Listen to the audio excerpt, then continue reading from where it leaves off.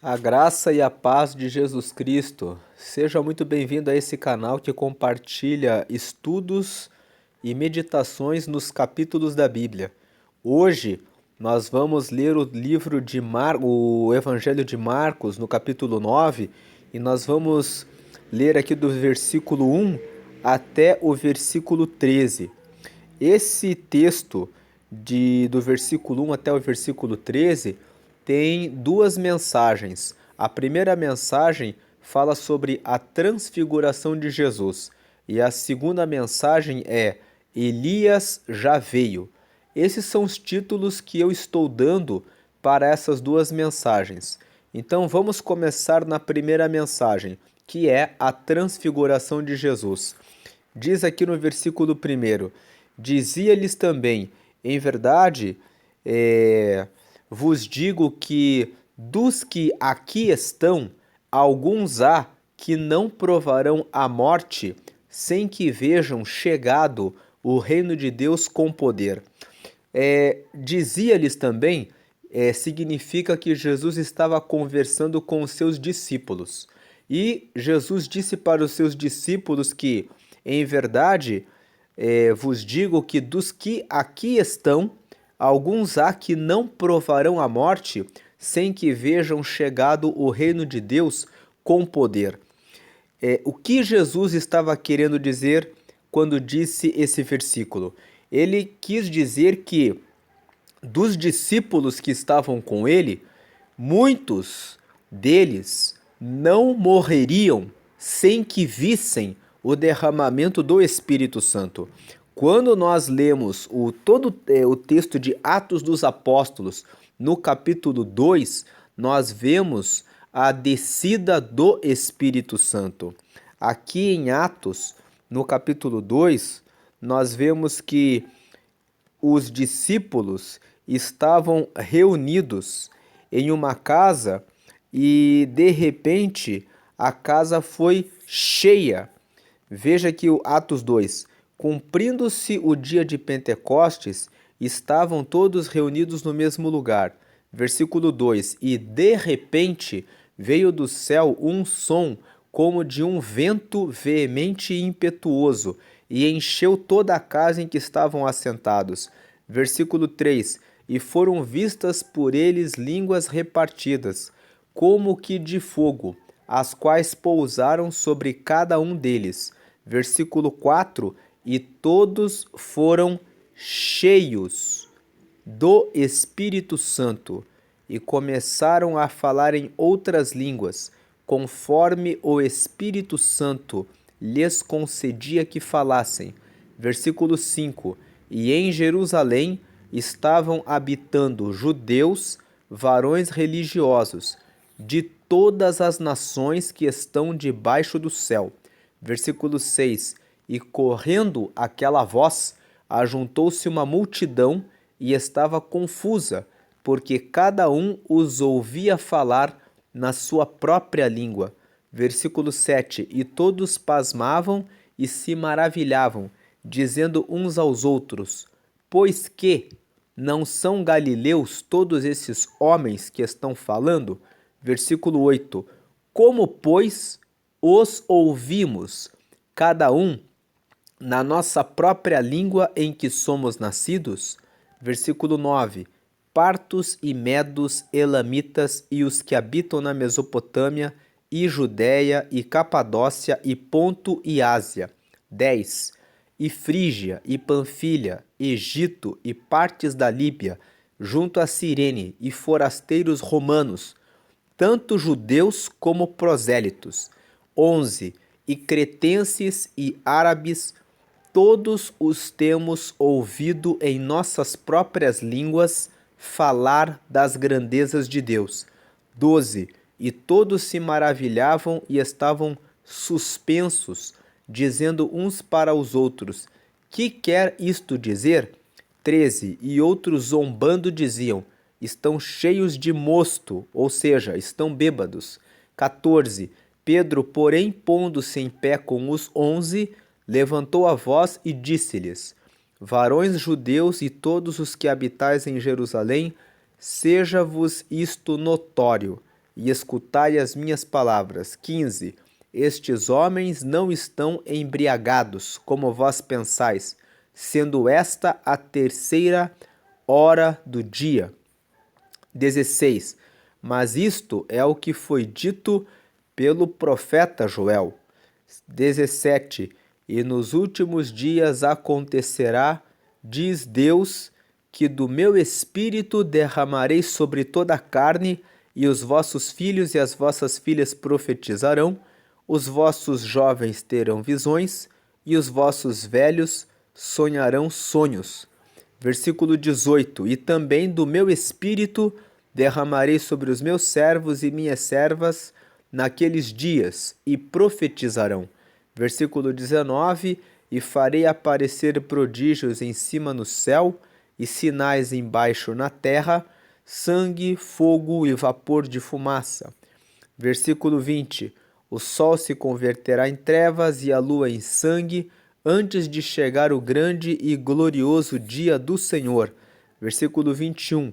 E acontecerá que todo aquele que invocar o nome do Senhor será salvo.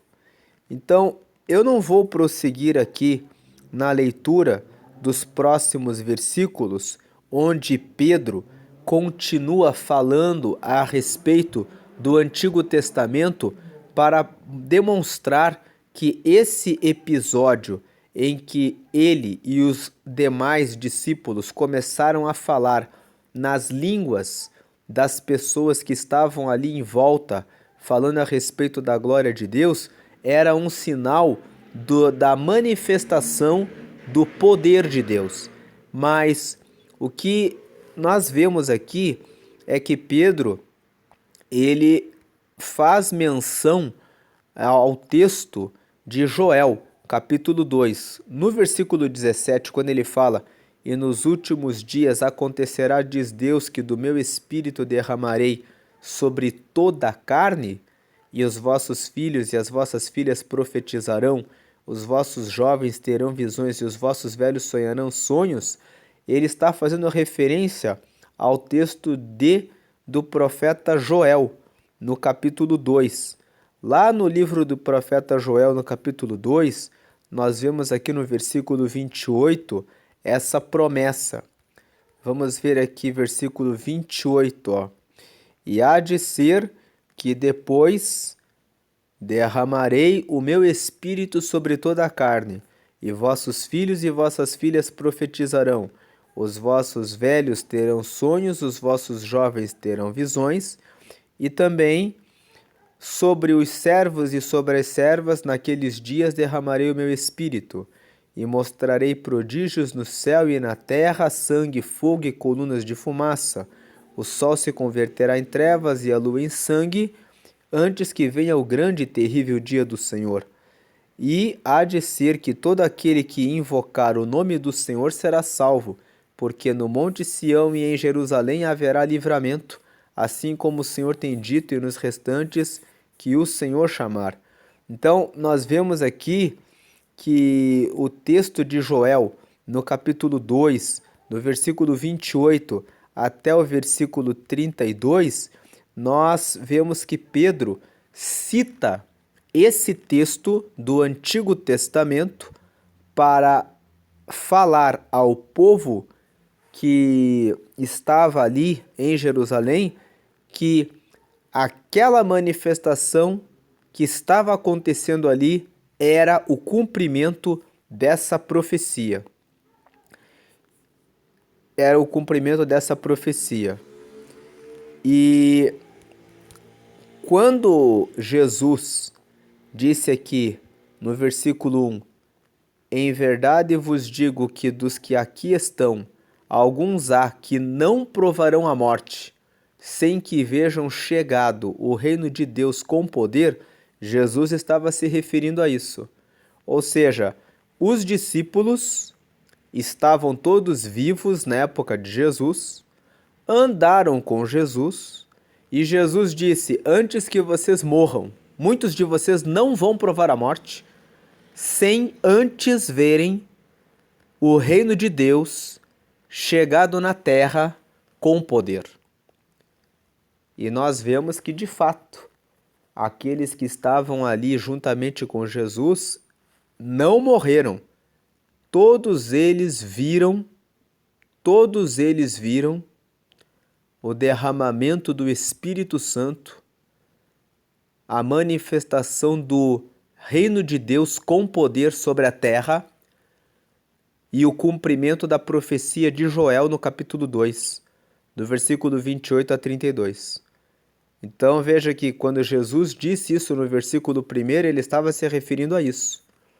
E aí, no versículo 2, e 6 dias depois, Jesus tomou consigo a Pedro, a Tiago e a João e os levou sós, em particular, a um alto monte e transfigurou-se diante deles. Versículo 3. E as suas vestes tornaram-se resplandecentes, em extremo brancas como a neve, tais como nenhum lavadeiro sobre a terra as poderia branquear. 4. E apareceram-lhes Elias e Moisés e falavam com Jesus.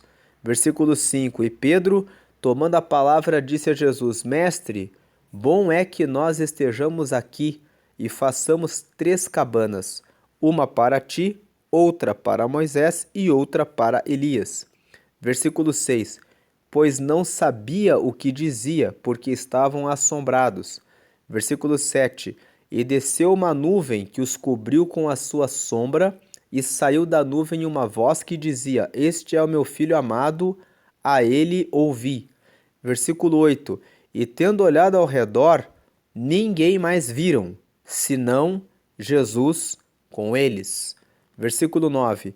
E descendo eles do monte, ordenou-lhes que a ninguém contassem o que tinham visto, até que o Filho do Homem ressuscitasse dos mortos. Versículo 10. E eles retiveram o caso entre si, perguntando uns aos outros que seria aquilo, ressuscitar dos mortos. Então, aqui dos versículos 2 até o versículo 10, nós lemos aqui no capítulo 9 sobre a transfiguração de Jesus. Transfigurar-se é mudar a sua forma, é assumir uma nova figura, né? Uma figura aqui, no caso, transcendente. Qual foi, né? Nós vemos que esse episódio da transfiguração de Jesus, ele não aconteceu diante de todos os discípulos. Ele só aconteceu diante de Pedro e os irmãos Tiago e João. Então, ele é um episódio que aconteceu só para 3 discípulos. Segundo ponto é que essa transfiguração ocorreu no monte. Terceiro ponto é que nessa transfiguração, Jesus aparece na sua forma divina. Ele aparece com as suas vestes resplandecentes e brancas, né? Lá no livro de Apocalipse, João, quando tem a visão a respeito de Jesus, ele vê Jesus num traje branco. Deixa eu... Apocalipse, capítulo 1. Aqui, nós vemos que Jesus aparece como um homem com veste branca. Veja aqui. E no meio dos 7 castiçais, um semelhante ao Filho do Homem, vestido até aos pés de uma veste comprida e cingido pelo peito com um cinto de ouro.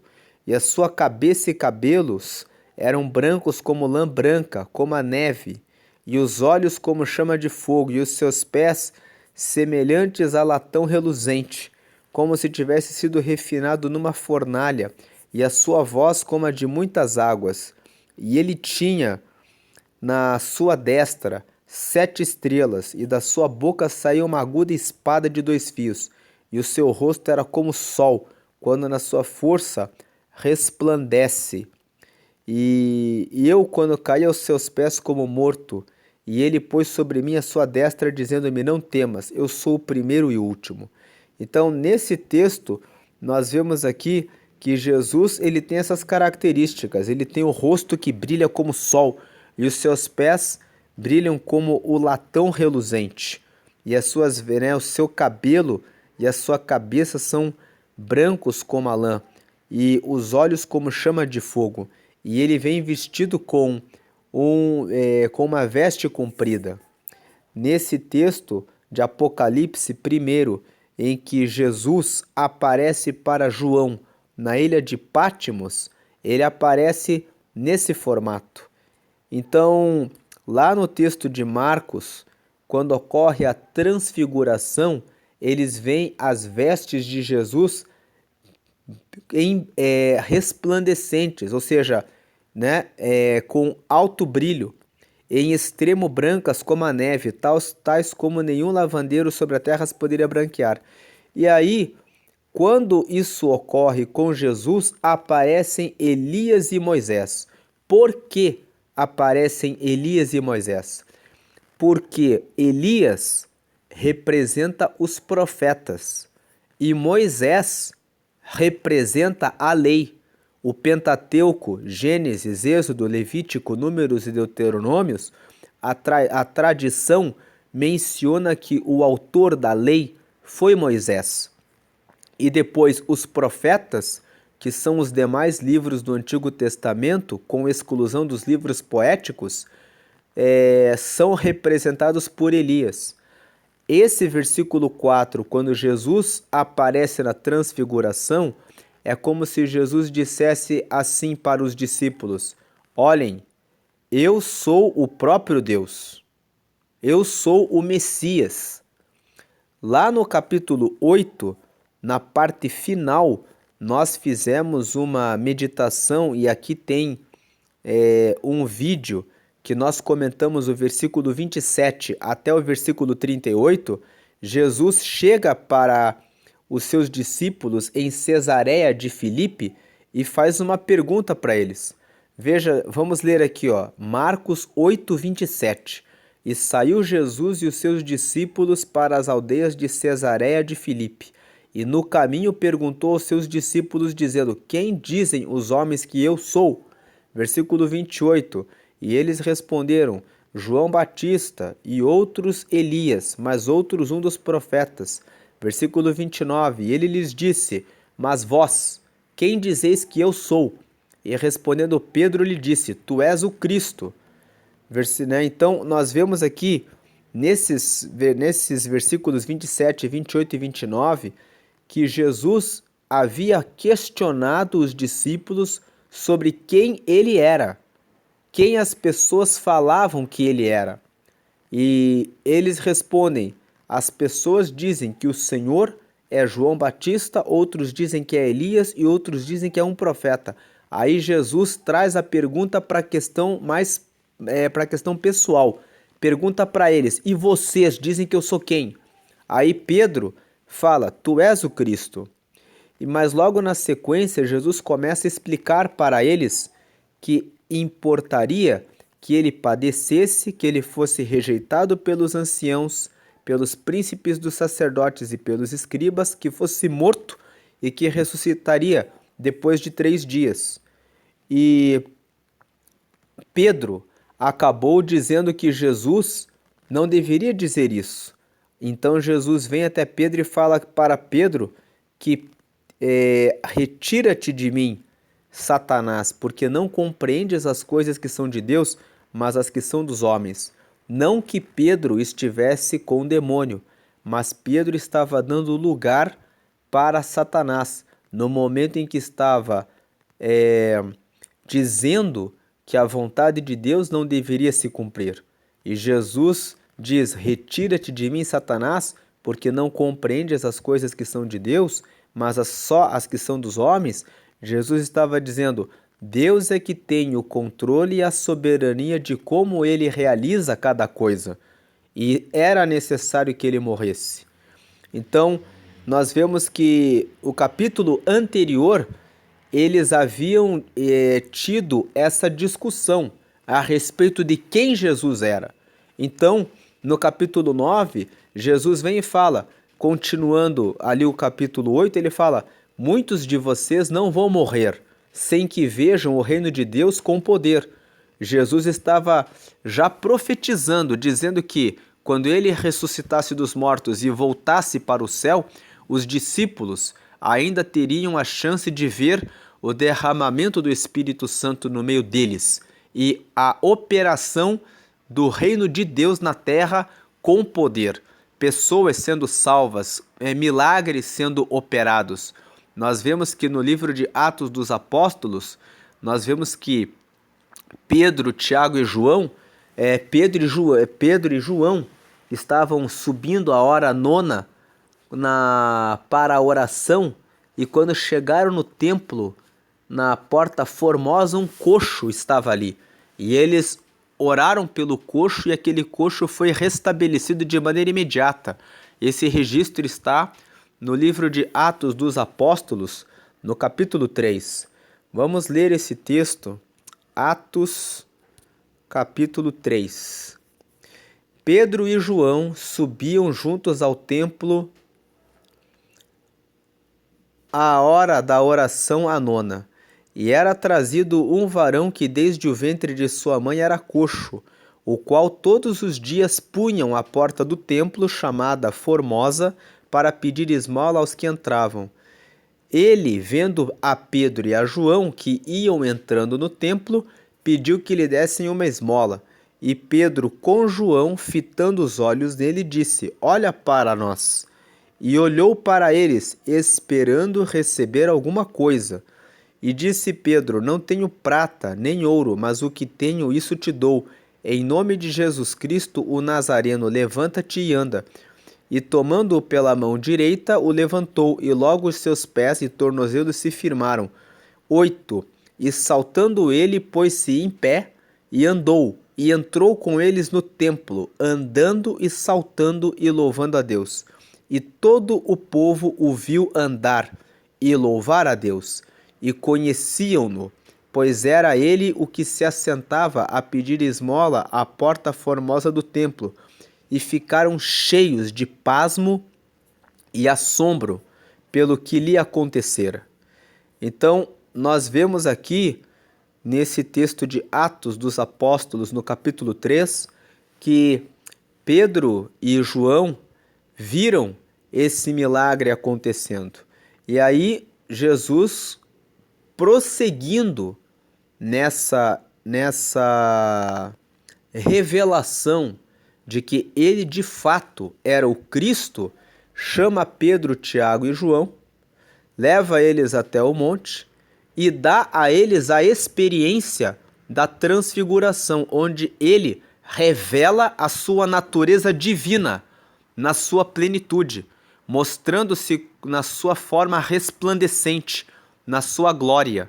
Como ali só João chegou a ver Jesus depois na ilha de Pátimos, esse mesmo João aqui, que estava Pedro, Tiago e João, esse João aqui, que era apóstolo de Jesus, foi o evangelista que escreveu o Evangelho de João, que escreveu as 3 cartas que estão no Novo Testamento, quando estava mais velho, 1 João, 2 João e 3 João, e que depois foi preso na ilha de Pátimos e viu Jesus da forma como nós lemos em Apocalipse, no capítulo 1, daquela forma, com os seus olhos de fogo, com os seus pés como latão reluzente, coberto com um vestido, com um cinto de ouro, com os seus cabelos e a sua cabeça brancos como a lã.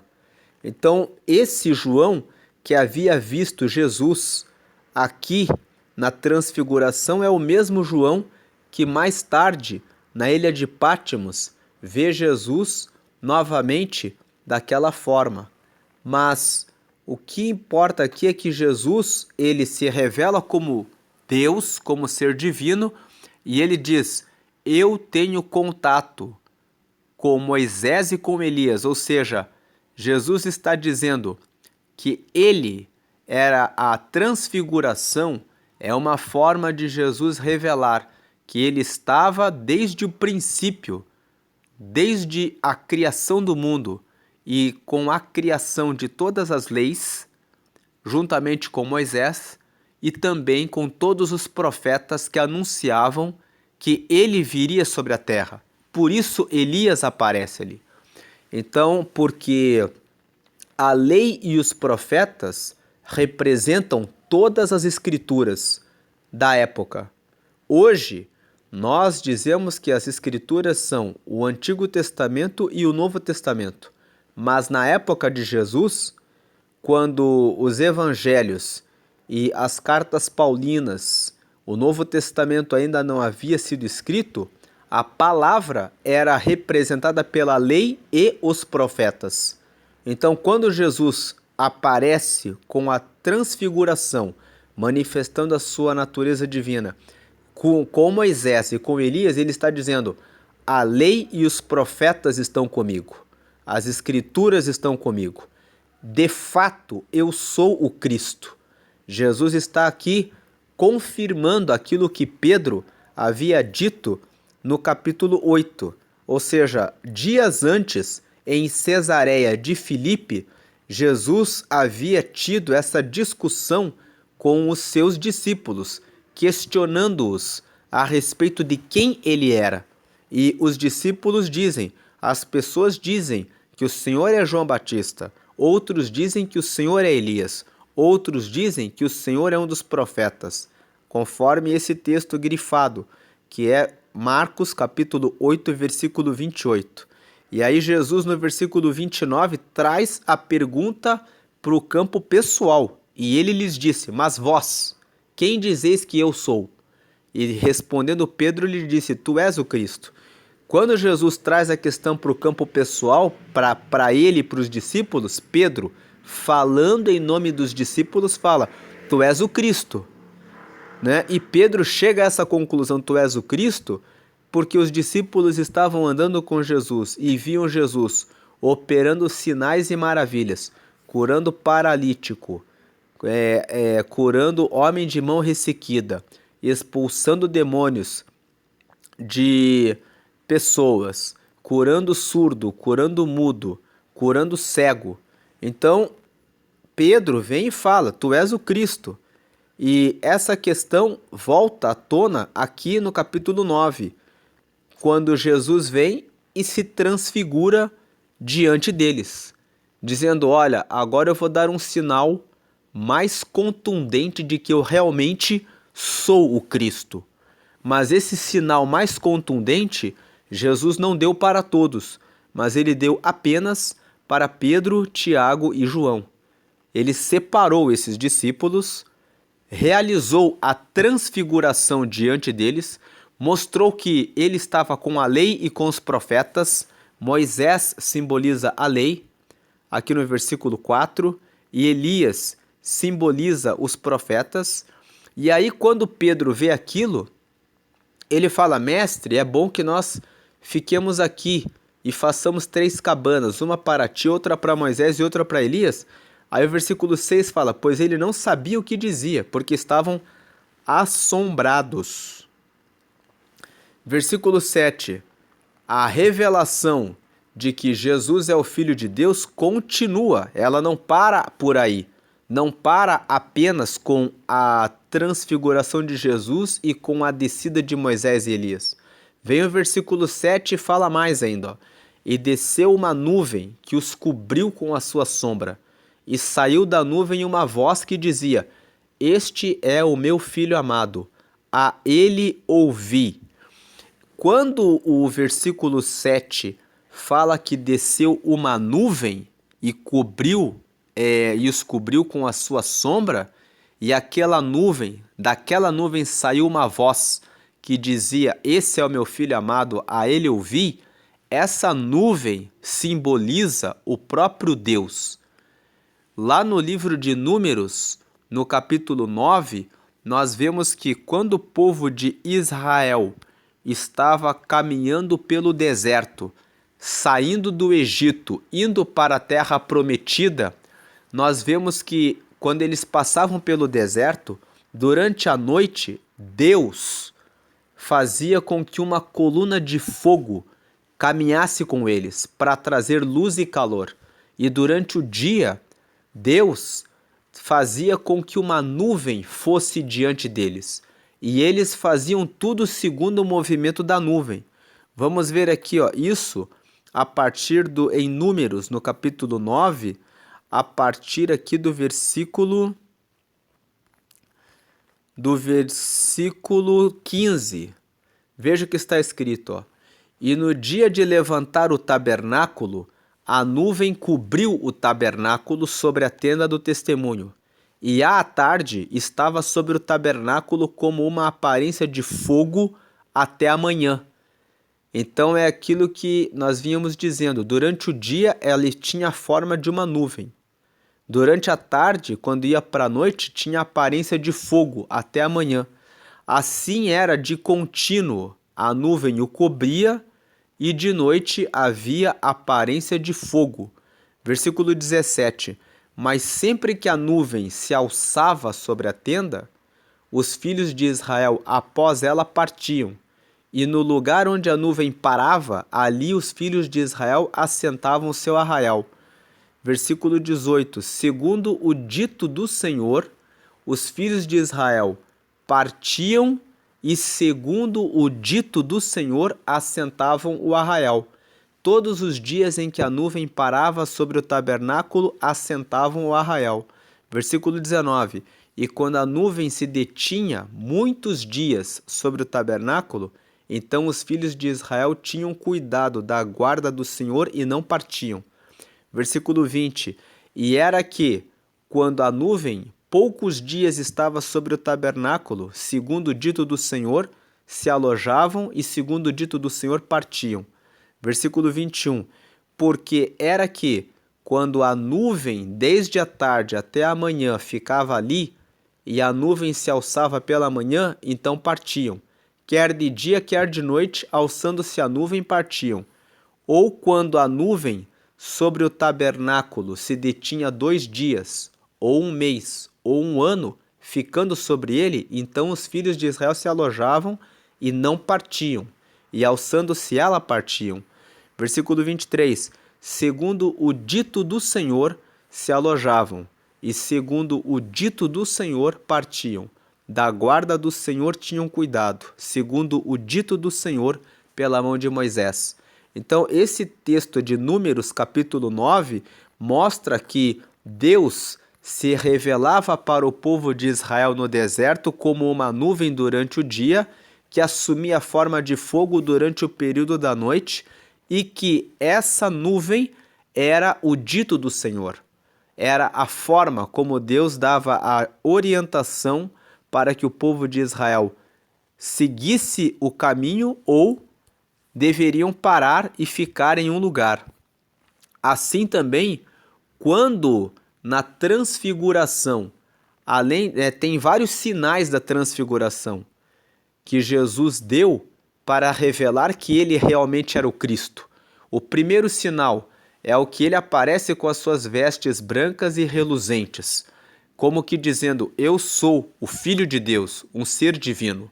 Depois aparecem Moisés e Elias dizendo: tudo que foi prometido nas Escrituras, na lei, que representa Moisés, e nos profetas, eu tenho a lei e os profetas comigo. Aí vem o terceiro: durante toda a caminhada do povo de Israel pelo deserto, a nuvem era o sinal que Deus dava de que estava com o povo de Israel na sua caminhada. Essa nuvem vem e cobre a sombra de Jesus e Moisés e Elias, e aí depois vem uma voz que fala: esse é o meu filho amado, a ele ouvi. Eles ainda ouvem a voz de Deus dizendo que ele era o Filho de Deus. E tendo olhado ao redor, a ninguém mais viram senão Jesus com eles. E descendo eles do monte, no versículo 9, ordenou-lhes que a ninguém contassem o que tinham visto, até que o Filho do Homem os ressuscitasse dos mortos. Versículo 10. E eles retiveram o caso entre si, perguntando uns aos outros que seria aquilo, ressuscitar dos mortos. Nós vemos aqui que Pedro, Tiago e João ainda não entendiam que Jesus teria que morrer Jesus já tinha falado a respeito disso no capítulo 8. Aqui no capítulo 8, quando Jesus pergunta para eles, mas vós, quem dizeis que eu sou? No versículo 29. E Pedro, respondendo, lhe disse, tu és o Cristo. E Pedro aqui fala em nome de todos os discípulos. Logo na sequência, Jesus os admoesta para que não contem a ninguém que ele era o Cristo. E no versículo 31, Jesus começa a falar para os discípulos que importava que ele padecesse e que ele fosse rejeitado pelos anciãos, pelos príncipes dos sacerdotes e pelos escribas, e que fosse morto, mas que depois de 3 dias ressuscitaria. Quando Jesus está explicando isso para os discípulos, dizendo de maneira aberta, aqui no versículo 32 de Marcos, capítulo 8, Pedro toma a palavra e começa a repreender a Jesus. Mas Jesus, no versículo 33, chama Pedro de Satanás. Não que Pedro estivesse com Satanás, mas Jesus diz, retira-te de mim, Satanás, porque não compreendes as coisas que são de Deus, mas as que são dos homens. Ou seja, Pedro está dando lugar ao diabo, porque o diabo, ele se opõe a toda a vontade de Deus, para que o plano de Deus e a vontade de Deus não se realize. Então Jesus, quando fala, retira-te de diante de mim, Satanás, é como se Jesus estivesse dizendo, Pedro, você está dando lugar ao diabo, porque você está querendo se opor à vontade de Deus. E nós vemos que Jesus fala isso e Pedro não entende isso. Não só Pedro, mas os discípulos não entendem. Por que que eles não entendem isso? E Pedro chega até a dizer a Jesus que ele não deveria dizer isso. Porque para o povo de Israel, o Messias, o Cristo, traria libertação política para o povo de Israel. Nesse tempo eles eram dominados pelo Império Romano e todos esperavam que o Messias viria como um rei para libertá-los do Império Romano e trazer independência política para o povo de Israel. Eles não entendiam que Jesus havia vindo para inaugurar o reino de Deus sobre a terra. E o reino de Deus significa que todos aqueles que se achegarem a Jesus conseguem entrar no reino de Deus. Nesse sentido é que Jesus é o Rei dos Reis. Não existe nenhum rei da terra que consiga nos levar para Deus. Só existe um rei que, quando nós obedecemos a ele, nós conseguimos ter acesso a Deus. E esse rei é Jesus. Por isso que ainda no Evangelho de Marcos, no capítulo 8, logo depois que Jesus fala para eles que importa que ele fosse morto e que ele ressuscitasse, Jesus vem e fala para os discípulos assim, ó, e chamando para si a multidão com seus discípulos, lhes disse, se alguém quiser vir após mim, negue-se a si mesmo e tome a sua cruz e siga-me. Era como se Jesus dissesse assim, versículo 35, porque qualquer que quiser salvar a sua vida, perdê-la-á, mas qualquer que perder a sua vida por amor de mim e do Evangelho, esse a salvará. É como se Jesus estivesse dizendo para os seus discípulos o seguinte, vocês estão esperando que eu vou trazer a libertação política de Israel, mas eu vou dizer a vocês uma coisa, se vocês quiserem me seguir, serem meus discípulos, primeiro, vocês vão ter que negar a vocês mesmos, vão ter que negar a vontade de terem essa libertação política, de se preocuparem com as coisas da terra. Tanto que Jesus fala aqui, ó, porque qualquer que quiser salvar a sua vida, perdê-la-á, mas qualquer que perder a sua vida por amor de mim e do Evangelho, esse a salvará. Ou seja, Jesus está dizendo, na verdade, eu vim trazer o reino de Deus, não questões ligadas a essa vida, a libertação política, as questões terrenas. Jesus faz, logo em seguida ele faz esse esclarecimento, quando ele fala que ele é o Cristo, como que dizendo, eu vim realmente de Deus, Mas eu não vim da maneira como vocês estão imaginando, para trazer libertação política, mas eu vim para trazer algo que os olhos humanos não conseguem enxergar e que tem um valor maior do que tudo isso, que é a vida eterna, que é o reino de Deus. Que é o reino de Deus. Tanto que na continuação, que é aqui em Marcos 9, ele fala: em verdade vos digo, dos que aqui estão, alguns há que não provarão a morte, sem que vejam chegado o reino de Deus com poder. Jesus está falando assim: eu vim inaugurar o reino do meu Pai.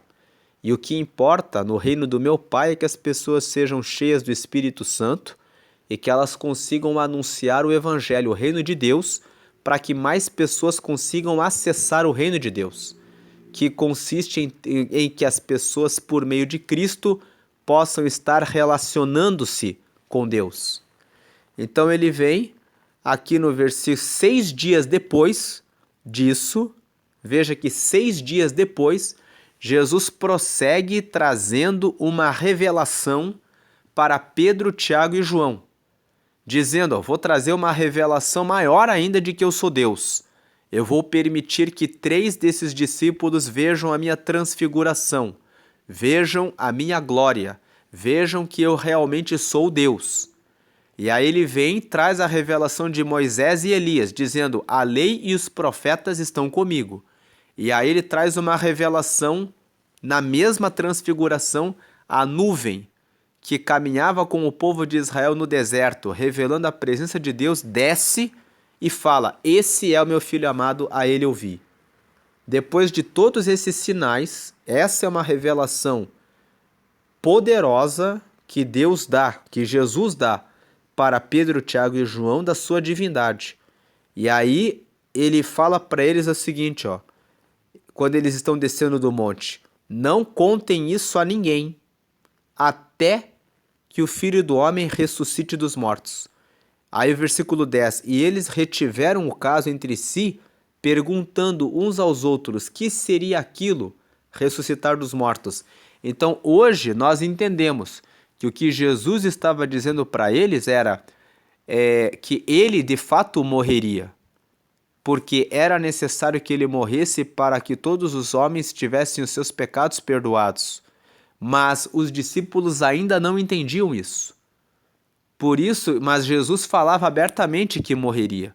Mas eles retiveram o caso entre si, perguntando uns aos outros que seria aquilo, ressuscitar dos mortos. Eles ainda, só depois que Jesus foi crucificado, foi morto e foi ressuscitado, e quando Jesus ressuscitou, encontrou os discípulos e contou para eles tudo aquilo que havia acontecido e que havia passado, que eles entenderam todo o mistério de Jesus e se tornaram capazes de falar e pregar o Evangelho e sobre a importância da morte de Jesus.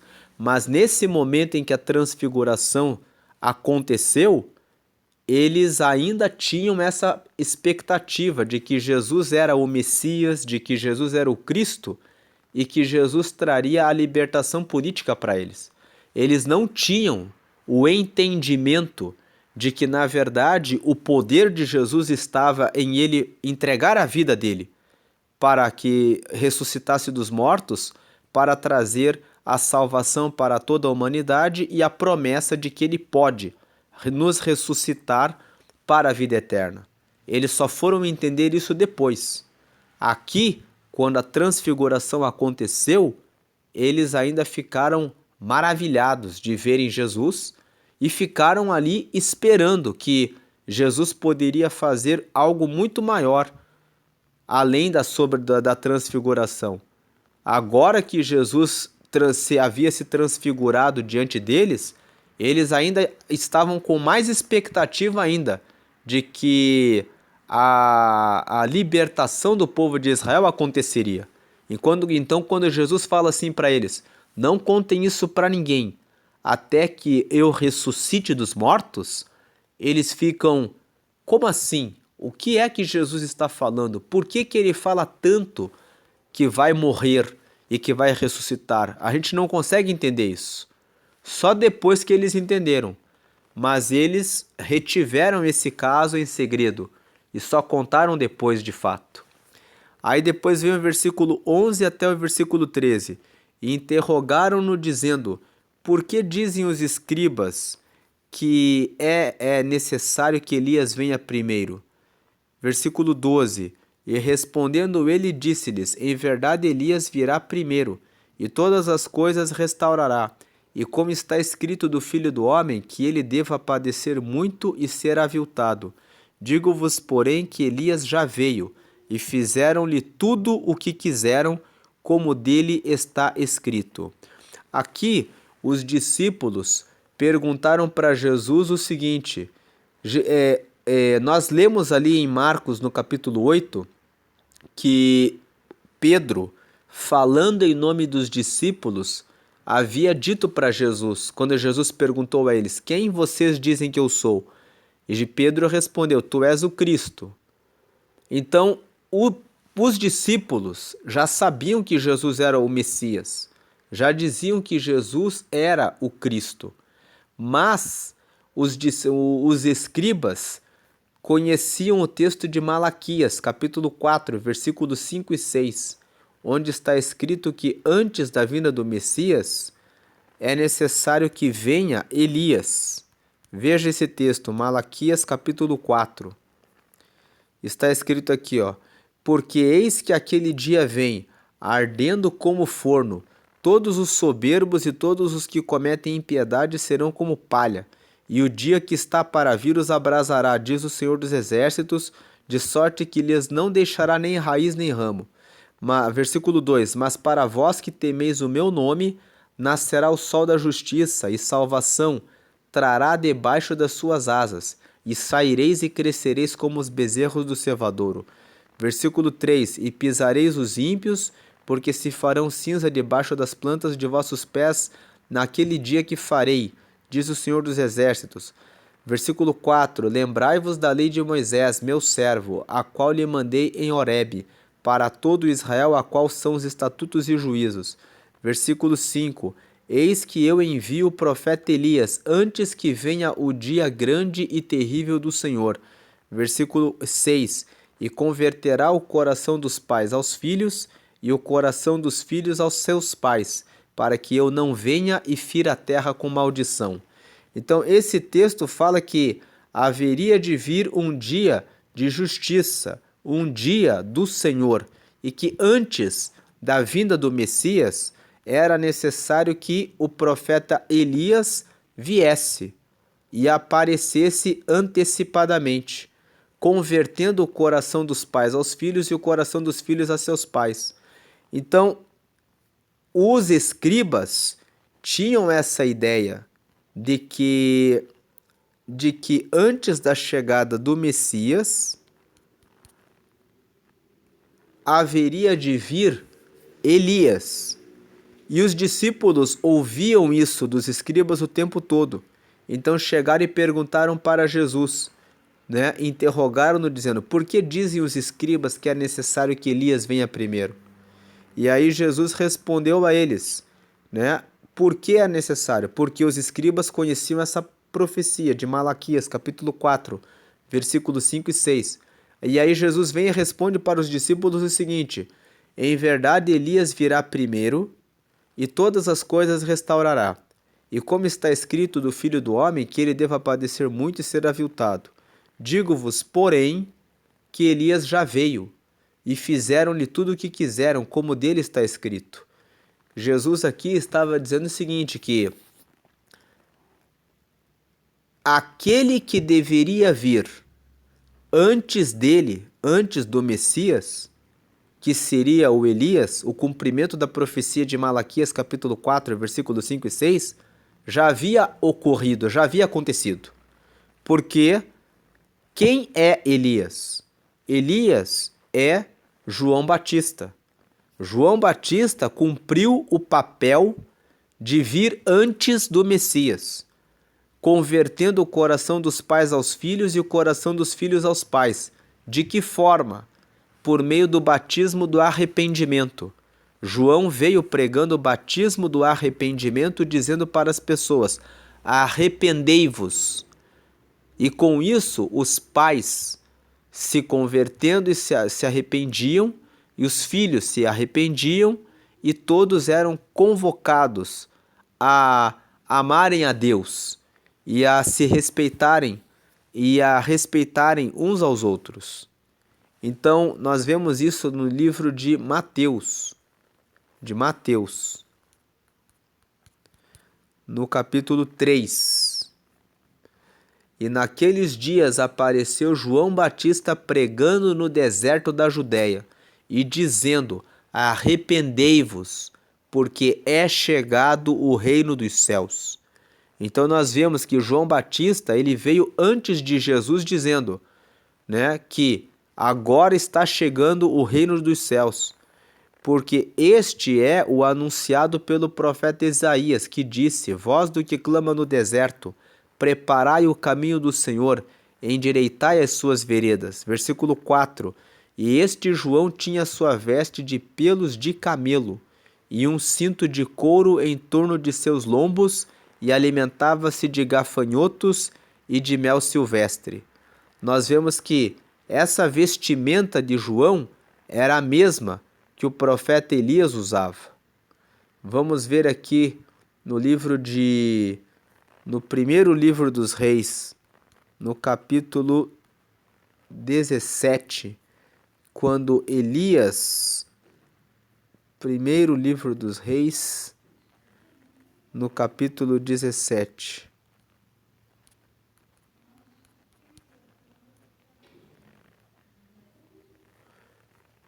Vamos ver, ele não traz aqui. Aqui, ele na verdade é no livro dos Segunda Reis, o segundo livro dos Reis, no capítulo 1. Nós vemos aqui como que Elias se vestia, né? Elias era um profeta que ele aparece pela primeira vez na Bíblia, no livro de 1 Reis, no capítulo 17.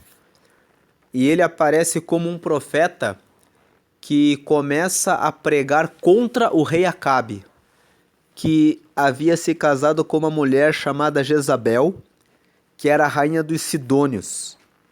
E ele aparece para condenar o pecado do rei Acabe e trazer o povo de Israel novamente para o caminho de Deus. Logo depois que Acabe morre, né, o fato principal do profeta Elias no reinado de Israel é que ele anuncia que não haveria chuva na terra de Israel. E durante 3 anos não choveu sobre aquela terra. E antes que ocorresse a chuva, ele lançou um desafio contra os profetas de Baal e matou os profetas de Baal. Esse texto está no livro de 1 Reis, no capítulo 18. Nós vemos aqui: e sucedeu que depois de muitos dias a palavra do Senhor veio a Elias no 3º ano, dizendo: vai e mostra-te a Acabe, porque darei chuva sobre a terra. E foi Elias mostrar-se a Acabe, e a fome era extrema em Samaria. Então, nós vemos aqui, se continuarmos a ler aqui o texto de 1 Reis, capítulo 18, nós vamos ver aqui que, nesse capítulo, ele faz um desafio com os profetas de Baal. E ele faz um desafio, que o Deus que respondesse com fogo seria Deus. Não vamos ler o texto aqui de 1 Reis capítulo 18. Se você não conhece esse texto e tem interesse em conhecer mais essa história, eu te convido a ler esse texto, 1 Reis capítulo 18, porque o objetivo não é esse. O objetivo é só mostrar por que João Batista é o Elias que veio para preparar o caminho de Jesus. Porque ele era um profeta de Deus que pregava de maneira severa, como João Batista pregava de maneira severa, e ele veio para converter Israel para novamente buscar a Deus. Assim como João Batista, quando veio pregando o batismo de arrependimento, lá em Mateus capítulo 3, vem pregando o arrependimento para o povo de Israel. É nesse ponto que João é parecido com Elias. E aqui nós vamos ver no livro de 2 Reis, no capítulo 1, que logo depois que Acabe morreu, quem ficou no lugar de Acabe foi Acasias. E depois da morte de Acabe, Moabe se revoltou contra Israel. E caiu Acasias. Acasias era filho de Acabe, pelas grades de um quarto alto que tinha em Samaria, e adoeceu. E enviou mensageiros e disse-lhes: Ide e perguntai a Baal-zebub, deus de Ecrom, se sararei dessa doença.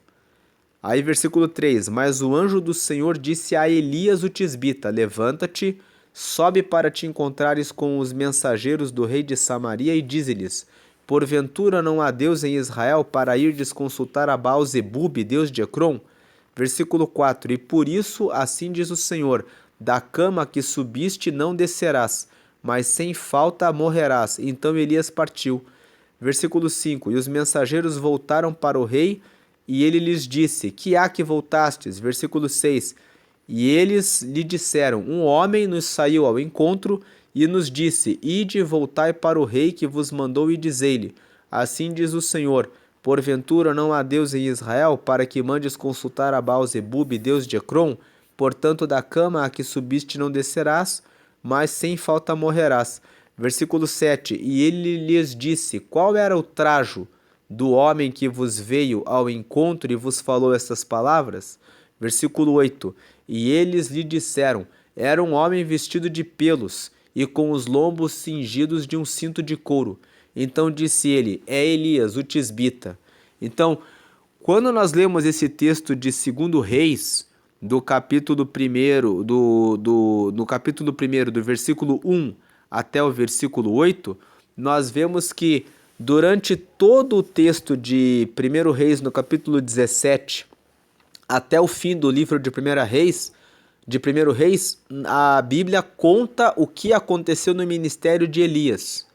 Agora, quando nós chegamos no livro de 2 Reis, no capítulo 1, a Bíblia conta que quando Acasias pergunta para os seus servos como que era a roupa desse homem que falou isso para vocês, nós vemos que era uma característica de Elias, andar vestido de pelos, cingido com cinto de couro, que é exatamente a mesma forma como João Batista se vestia, como nós lemos no Evangelho de Mateus, no capítulo 3. Veja, e naqueles dias, veja o versículo 4, e esse João tinha sua veste de pelos de camelo e um cinto de couro em torno de seus lombos. E alimentava-se de gafanhotos e de mel silvestre. Ou seja, ele era o Elias que haveria de vir antes do Messias, anunciando a chegada do Messias. E por isso que Jesus, aqui em Marcos 9, nos versículos 11 até o 13, ele fala assim, no versículo 13, ele fala, digo-vos, porém, que Elias já veio e fizeram-lhe tudo o que quiseram, como dele está escrito. Então, no versículo 11 até o versículo 13, aqui nós temos a segunda mensagem de Marcos capítulo 9. Elias já veio? Elias era João Batista. Elias veio antes de Jesus. Elias, assim como Elias se vestia com pelos de camelo e um cinto de couro, João se vestia da mesma forma. Assim como Elias foi um profeta que anunciou o reino de Deus trazendo uma mensagem e uma pregação dura para converter o povo de Israel para Deus, João Batista veio dizendo: arrependei-vos, trazendo uma mensagem dura, dizendo para o povo de Israel que eles precisavam se arrepender para que pudessem receber o perdão de seus pecados. Então, João Batista é o Elias, que haveria de vir, segundo a profecia de Malaquias, capítulo 4, versículos 5 e 6. E os escribas ficavam ali dizendo: antes da chegada do Messias, aparecerá primeiro Elias. E os discípulos, ouvindo que os escribas sempre diziam isso, e tendo a revelação de que Jesus era o Cristo, resolveram perguntar para o próprio Jesus: por que dizem os escribas que é necessário que Elias venha primeiro? Porque os discípulos não tinham entendido que João Batista era o Elias. E aí Jesus vem e responde para eles: em verdade, Elias virá primeiro. Ou seja, Jesus está dizendo assim: de fato, as escrituras falam que vai primeiro vir o Elias, e todas as coisas restaurará. E como está escrito o Filho do Homem, que ele deva padecer muito e ser aviltado. Aí no versículo 13, Jesus completa: mas eu digo, porém, que o Elias já veio, e eles fizeram a ele tudo o que quiseram, como dele está escrito. Ou seja, que haveria uma voz que fala primeiro que Jesus viria, mas eles não dariam ouvidos. De fato, o povo não deu ouvidos à pregação de João Batista, como que se eles tivessem... muitos não deram ouvidos à pregação de João Batista, de que Jesus viria na sequência. E era disso que Jesus estava falando. Então, essas são as duas pregações, as duas primeiras mensagens de Marcos capítulo 9. A primeira mensagem é a transfiguração de Jesus, que vai do versículo 2 até o versículo 10. E a segunda mensagem nós poderíamos dar o seguinte título, né? Elias já veio, que é no caso João Batista, né? Que veio antes anunciando a vinda de Jesus. E o versículo 1 que nós vimos ali é uma profecia de Jesus, dizendo que os discípulos não morreriam, muitos deles não provariam a morte, sem que vissem o reino de Deus chegado na terra com poder. Como nós lemos em Atos dos Apóstolos, ali no capítulo 2, nós vimos que os discípulos, eles viram o reino de Deus manifestado com poder. Não morreram sem que tivessem experimentado eles mesmos o poder de Deus na vida deles. E a transfiguração que nós vimos aqui, que tem vários sinais de Jesus revelando para eles que ele de fato era o Cristo. O primeiro sinal, ele se transfigura. O segundo sinal, Moisés e Elias aparecem ali na transfiguração, revelando que Jesus estava com a lei e com os profetas. O terceiro sinal, a nuvem desce diante deles, sendo que a nuvem simbolizava o próprio Deus que dava a direção para que eles caminhassem no deserto, como nós lemos em Números, capítulo 9. E aí, um quarto sinal, no meio da nuvem, eles ouvem uma voz dizendo: esse é o meu filho amado, a ele ouvi. Ou seja, Deus dizendo: ele é o meu filho, escutem ele, revelando mais uma vez que ele era o Messias. Então, essa é a mensagem de hoje. Deus abençoe a todos. Fiquem na paz de Jesus.